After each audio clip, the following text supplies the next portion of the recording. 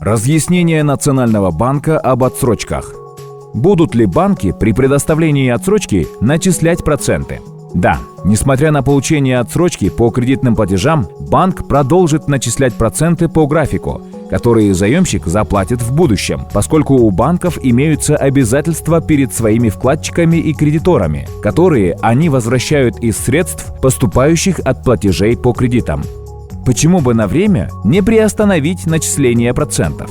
Необходимо помнить, что целью деятельности банков, как и любого бизнеса, является получение прибыли от предоставления услуг, в первую очередь от кредитования.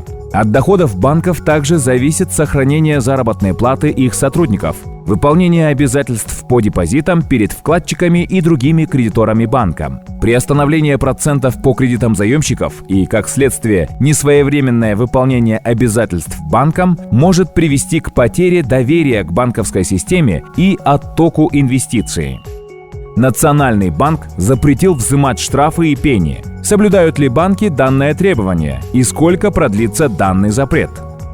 Постановлением правления Национального банка от 18 марта 2020 года было установлено не начислять и не взимать комиссионные и иные платежи, связанные с пересмотром условий кредитного договора, не налагать и не взимать штрафные санкции, в том числе неустойку, штрафы, пени, на заемщиков за неисполнение, ненадлежащее исполнение обязательств, предусмотренных кредитным договором.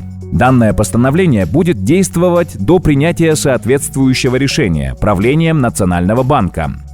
Что делать, если банки отказываются предоставлять отсрочки? Спорные вопросы, возникшие из гражданско-правовых договоров, решаются путем переговоров, а если стороны не пришли к согласию, то в судебном порядке. В случае, если заемщик не получил ответа от банков, он имеет право обратиться в Национальный банк по любым доступным каналам связи. 0312 61 52 78, 0555 855 748, 0770 73 73 49.